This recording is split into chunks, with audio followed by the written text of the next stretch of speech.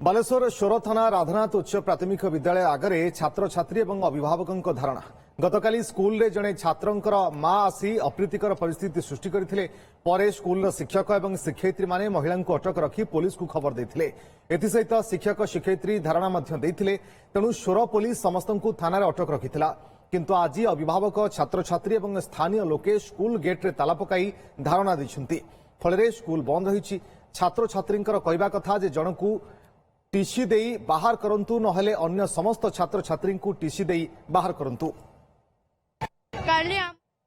Police थाना को लेके जाई से कहीं की नहीं कि जीवा हम पुलिस थाना को आमे से पिला को टीसी देबे तो आमे 400 पिला को टीसी देबे गुटे कथा बस तांको टीसी देबे तो हमको टीसी देबे नहीं काहे की टाणी की नहीं थिले तांको हम दिसर कोन चोरी करथिले ना काहे की तांको एमिति करी की नहीं की गले से छुआ को टीसी दे के बाहर करंतु नले हमको टीसी दे तो आमे बाहर जीव पिला माने बोधे अनुभव कले तांको शिक्षक को जो प्रकार दंड पुलिस देले सेटा बोधे ठीक न्याय है नहीं जो सेमाने वर्तमान गोटे न्याय चाहिए एठारे रास्ता रुक करी एक जटिल परिस्थिति सृष्टि कर।